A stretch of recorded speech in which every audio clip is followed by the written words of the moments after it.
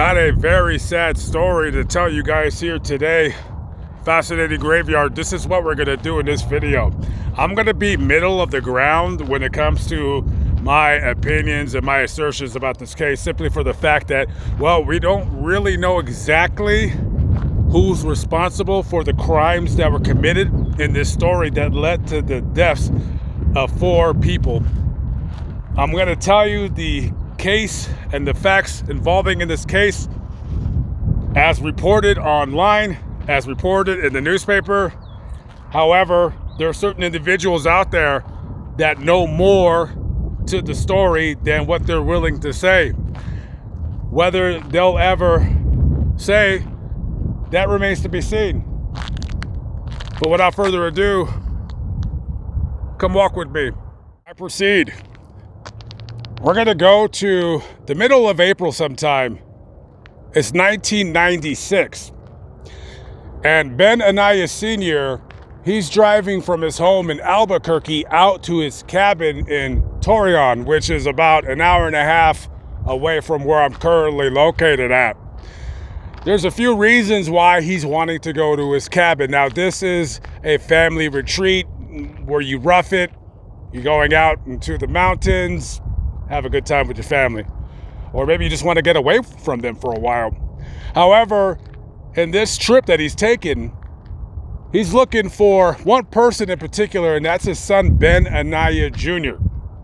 You see, Senior, he just got back from a trip to Las Vegas, and he had a good time by all intents and purposes. He comes back to his house, and somebody robbed him. Somebody broke in and stole some stuff. In particular, they stole some money from him, and they stole some of his guns. Now, Ben Sr. and Ben Jr., they didn't always see eye to eye. In particular because, well, you try to steer your sons in the proper direction in life. Sometimes, as much as you can do, nothing's going to help. They're going to go out and cause trouble and cause ruckus, and you're just going to, unfortunately, only be able to sit back and just kind of watch and hope for the best. So Ben Jr. had joined up with a gang out here in Albuquerque called 18th Street. Now, if you guys are not hip on gang culture, in particular gang culture that emanates from Southern California, 18th Street is one of the larger Latino-based street gangs in Los Angeles. Oftentimes, you'll hear their names synonymous, being said alongside with one of the other big Latino gangs in Los Angeles, which is now nationwide, MS-13, and you'll hear on the news how they oftentimes get deported back to their countries, and in this whole big super prison in El Salvador, they're all being housed together. When I was a kid growing up in Los Angeles, gangs everywhere. It was very popular to be in a gang. I'm antisocial, so gangs never really worked for me. However, there was always a weird mystique about 18th Street. I don't know what it was about this gang, but it was almost like romanticized. Oftentimes girls, if they would hear that you were from 18th Street, even if they were enemies, even if they were from other gangs, there was always this cool bad boy image look to them. Some of you guys watching this video might know, you might agree with me, and you may not agree with me. And whatever the case might be, what I say is the truth. That's just how I kind of seen it. So you had somebody obviously from 18th Street in Southern California. They come up here and start a chapter. Now 18th Street, from what I know, is kind of still around, but it's not what it used to be in the 90s. However, as cool as it was to be a gangbanger, particularly in the 90s, Ben Anaya Jr., he joins up with this outfit. Now, by this time, Ben Sr., he hasn't seen his kid since, well, practically it's been about 4 months. He hasn't seen him since the first week of December. Nor has he seen his 23-year-old girlfriend, Cassandra Cedillo. So he's going up to the cabin, and this cabin is not terribly easy to get to. It's about a quarter of a mile off of the highway that leads through Torreon, and he's going up the path. So he gets to his cabin, and immediately something's wrong. Number one, the gate that surrounds the cabin has been left open. Now, even though his son is involved in gang activity and all of that stuff, one thing his son always did was when he went to the cabin, he always locked it up. So he thought that was strange. So he's walking up to his cabin. He sees just kind of trash everywhere. It looks like some of his friends probably came here and had a party and got drunk and just made a mess of things. So something's not sitting right, because his son, again, he's not like that. So he goes to the cabin and he unlocks it. He opens the door, and immediately the smell of death goes right in his nostrils. He's thinking, oh my God, did an animal get in my cabin and die? So he's looking around and it's just trash everywhere. He sees his couch. It looks like somebody set it on fire. What the hell are they doing in my cabin? He is pissed now, but he's also a little bit worried. So he goes into the bedroom and he sees what he doesn't want to see. It barely registers to him what he's looking at right now. He sees what obviously is a corpse, but this corpse is been mummified and blackened. He doesn't even know what it is. Now he's kind of thinking it's his son, but he can't even tell. It doesn't look like him anymore. And next to his son is another corpse. Immediately he runs the hell out of there. He drives down the road. He flags down some mechanic guy or something, somebody that lives in the area, and he's screaming like, there's somebody's dead in my cabin. Not everybody has a cell phone in these days. Matter of fact, most people don't have one. So the guy goes into the cabin. When he goes in there, he smells that decay. He smells that death. He sees the two dead bodies in the bedroom, and he's looking around, and under a pile of clothes and a sleeping bag, he sees another body, but this one's very small. He's looking around, and in a bunk bed in that room on top is another body. You have 4 dead people in this cabin. Immediately they call 911, and deputies with the Torrance County Sheriff's Department come to the scene. And now this is a investigation, a very strange one. You don't get a lot of murders happening down in Torreon. So they call detectives from the sheriff's office, and they come and they start collecting evidence. However, as they start collecting evidence, like I said, stuff like this doesn't happen every day in Torrance County. And little do they know is as they start gathering evidence and they're dusting for fingerprints, other law enforcement members have came into the cabin, and little do they know is that they're actually contaminating this, what would be later known as a crime scene. They don't know what's going on. They're walking around. They've never seen dead bodies before in front of them like that. And slowly, as each member of the police department or the sheriff's department, they come in, they're destroying everything that they would need to eventually be used in the case. They don't know yet that this is a murder, but they're looking at the blood splatter on the wall. Well, they're going to take the bodies to the coroner's office, and the coroner is going to explain the horrible details involved in this matter. The bodies are taken to the coroner's office, and they are later on identified as 23-year-old Cassandra Cedillo, 17-year-old Ben Anaya Jr., and Cassandra's little 2 boys, 4-year-old Johnny Garcia and 3-year-old Matthew Garcia. They are not the sons of Ben. They have a different father. So an autopsy on all four would quickly tell the carnage and the horror that went on in that cabin. So it was easy to determine that all four individuals died, and it was marked via homicide.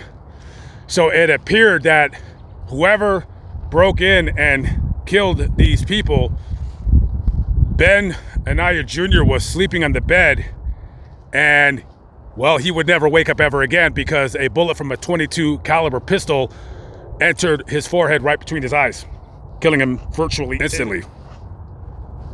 Cassandra, probably being woken up by a gunshot, was shot twice in the chest with the same caliber weapon. The horrible details of the two young boys' murders would be told in a different way. So as they're doing the autopsy, they can see that, you know, they can kind of tell and ascertain from the time of decomposition. They're going to guess that they're looking and they're thinking that they might have died around December 10th. However, Johnny and Matthew, they weren't so lucky, quote unquote, because whoever killed Cassandra and Ben, they left those two little boys, 4 and 3 years of age, to fend for themselves in the cabin.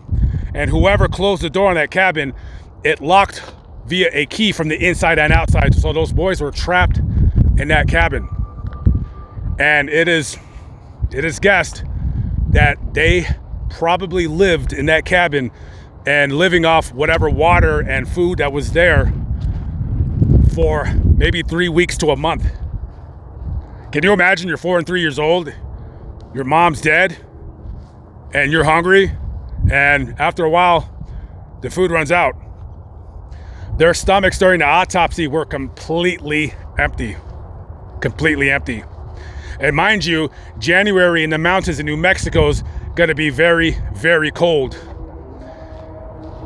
And one of the boys who was found in the sleeping bag underneath a pile of clothes, trying to hide, trying to stay warm as best as he could. You talk about a horrible way to die. To be a little boy and your brother's dead and you're found under a pile of clothes in a sleeping bag, hoping that somebody comes to save your life.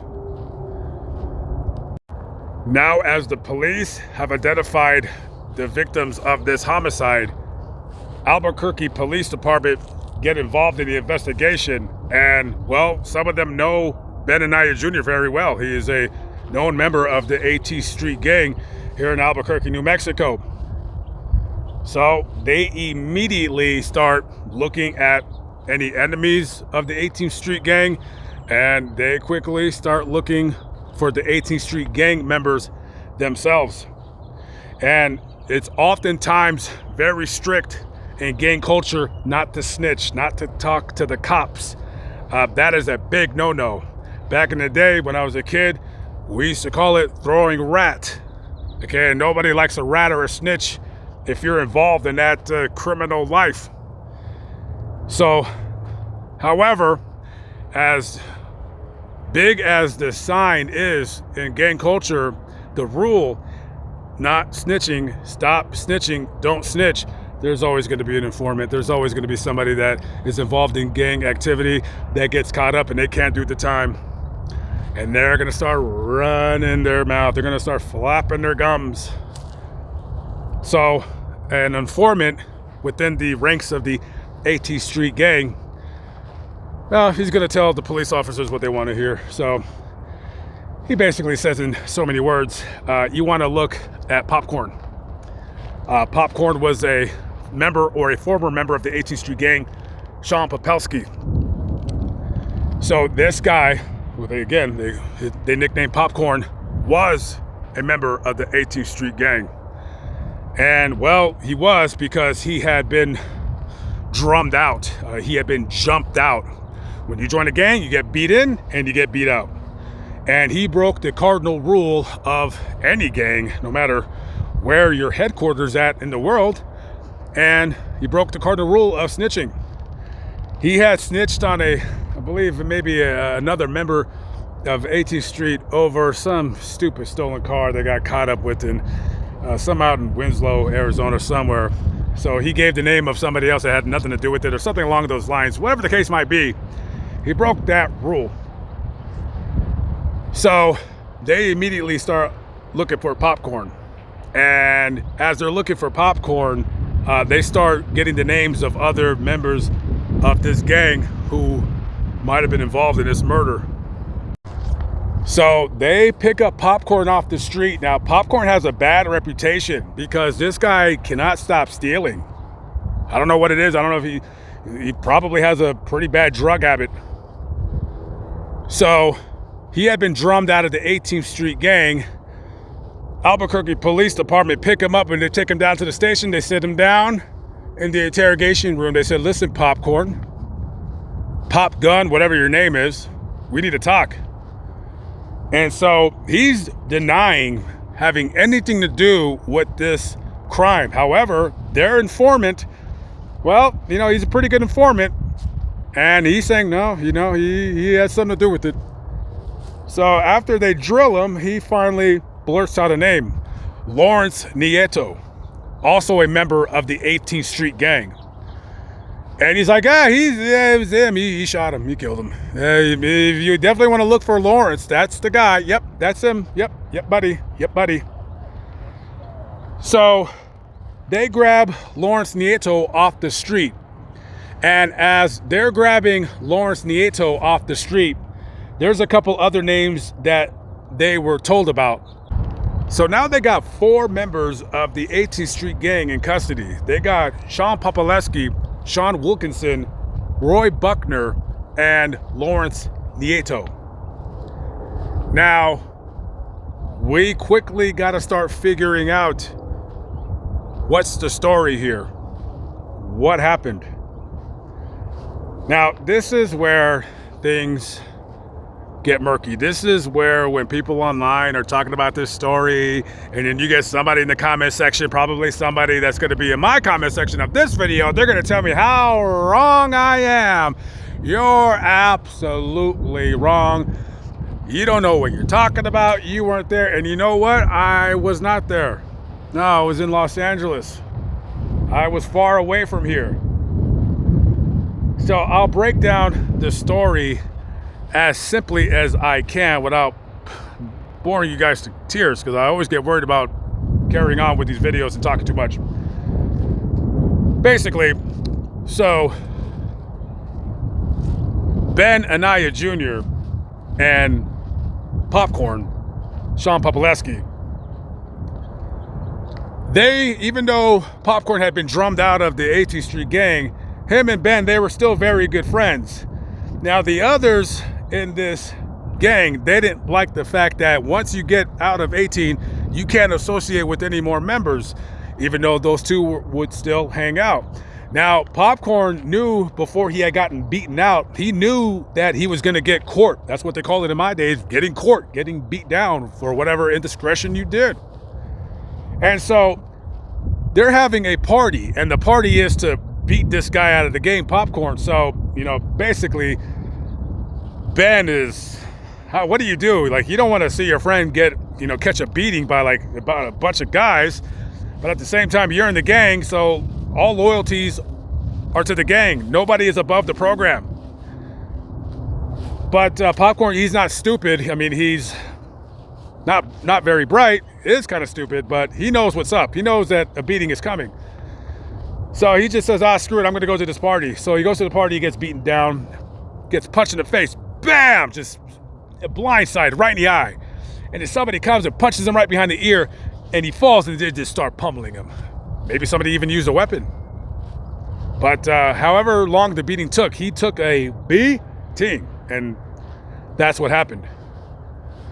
Now, the members of 18th Street, Wilkinson and Buckner, they didn't like the fact that Anaya was still hanging around with Popcorn.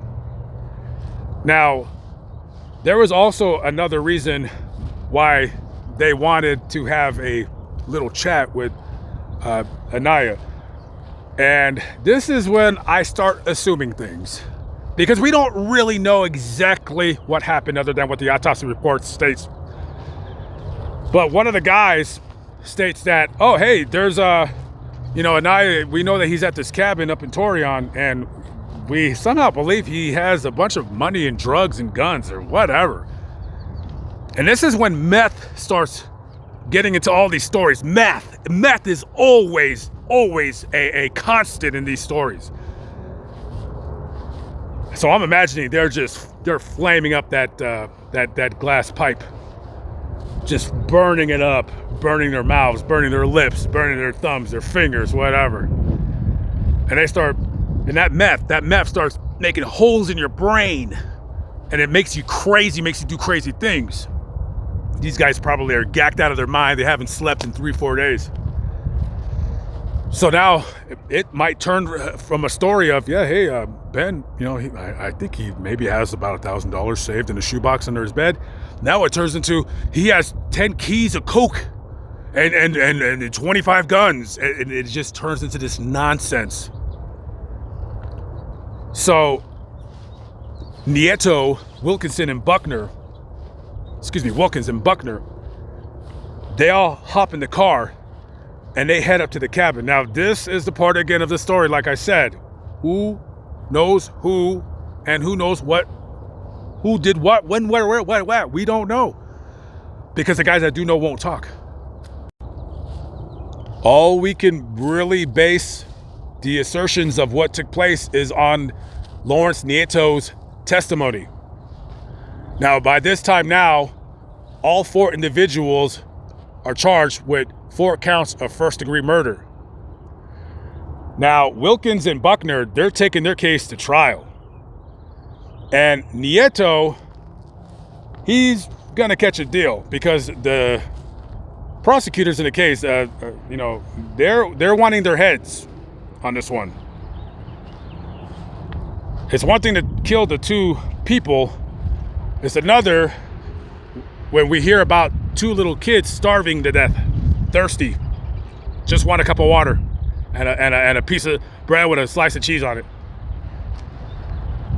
So according to Nieto's testimony, he basically says in so many words, we all went to the cabin and the plan was to rob Ben.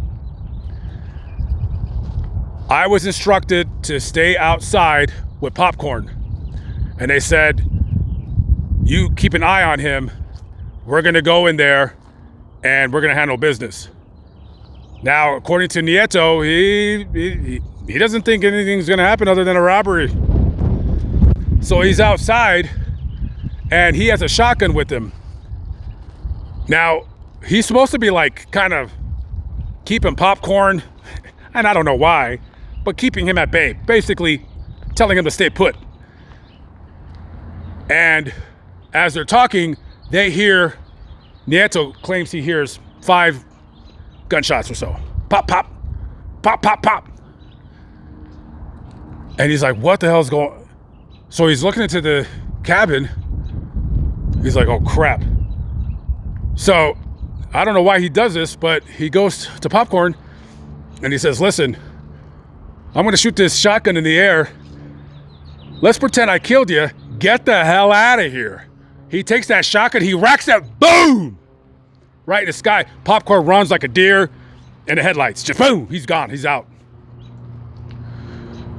A few moments later, according to Nieto, Wilkins and Buckner, they come out. And they jump into the car and they leave. And Nieto tells the other 2, he's like, yeah, I shot popcorn, he's in the back. Whatever. So they leave Torion and they come back to Albuquerque and they congratulate themselves. They high-five themselves. They're like, yeah, we left no witnesses. Now, Nieto, he, at this point now, might think that, if you hear the 5 shots, maybe everyone's dead in there, including those kids. Now, he claims he never went inside the cabin, but he did hear the shots, and he was a part of this crime. He most certainly was. And you got to ask yourself, well, how come How come Ben and Ben Sr. and Ben Jr.'s mom and the family? And what about Cassandra's mom and dad? How come nobody reported these people missing? Well, I believe I said earlier in the video, Ben Sr., he didn't report his kid missing because his kid was out in the streets. He was gangbanging with the 18s. So it's like, okay, well, you go do what you got to do. And Cassandra's mom and dad, I don't know where they're at. I believe Cassandra was staying with her grandmother for a time.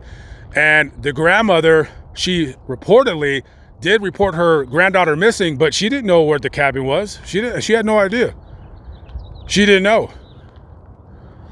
And also, let's not forget, remember when I told you about this case being bungled, very, very sloppy investigation? No fingerprints, no DNA, no hair, nothing was left at the scene of the crime. And according to Nieto, the other two, they burned the gloves, they burned the ski masks, everything was burned. There's no evidence. So how are they trying these two guys, Wilkins and Buckner, with this horrible crime when all they have to go on in terms of evidence for the prosecution is the testimony of a couple of scumbags who in their mind, the scumbag gangbangers, like and then the defense, they're looking at this like, well, you don't have any evidence and your star witness, he's a gangbanger. Who's going to believe that? These are all gangbangers here. And listen, there's a lot of drugs involved. There's a lot of meth involved. Everyone's doing drugs in this story. Ultimately, when it comes down to this, is as follows. What the hell really happened? What the hell really happened? Why was Ben Jr. murdered? Was it because he kept hanging out with Popcorn, who had been drummed out of the 18th Street gang? Or was it because they heard that he had a little bit of money, a little bit of dope, a couple guns, and it turned into this big whole thing where he was sitting on Fort Knox? Now, eventually, the case would proceed against all four individuals. Now, Popcorn had taken a deal. I don't remember off the top of my head how many years he ended up doing. I want to say it wasn't a whole lot. Might have been 12, don't quote me. However, Lawrence Nieto, he would be later found guilty of the 4 murders and be sentenced to life in prison. Buckner and Wilkins, case dismissed. They don't have much evidence. You have a gangbanger who's like, he can't be trusted. So the defense, they did their job.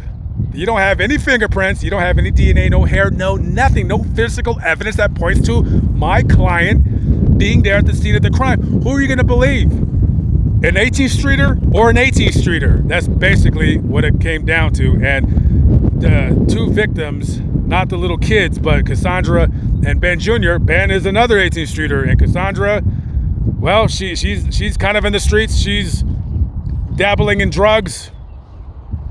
And the defense, they painted a very nice picture, if you will, of their clients just, well, being innocent. Like, if there's no physical evidence, then how can you possibly even state that my clients are guilty? So the only one that would end up going to prison were the 2 that were outside of the cabin supposedly, and that they had absolutely nothing to do with it at all whatsoever.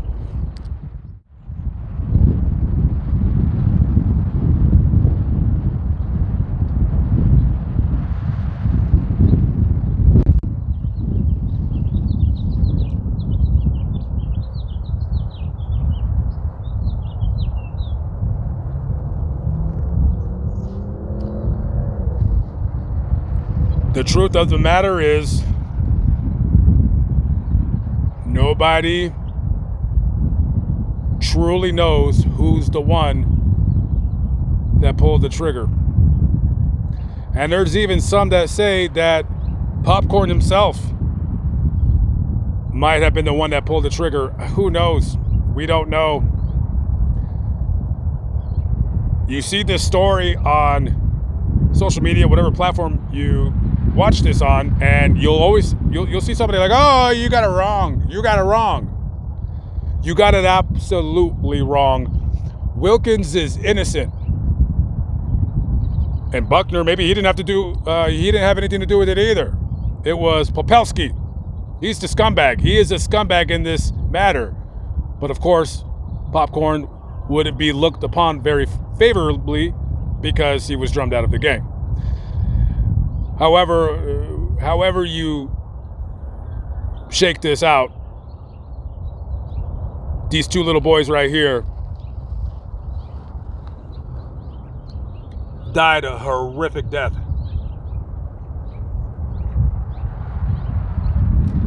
And ultimately, in my opinion, justice was not served because the persons ultimately responsible for this remain free.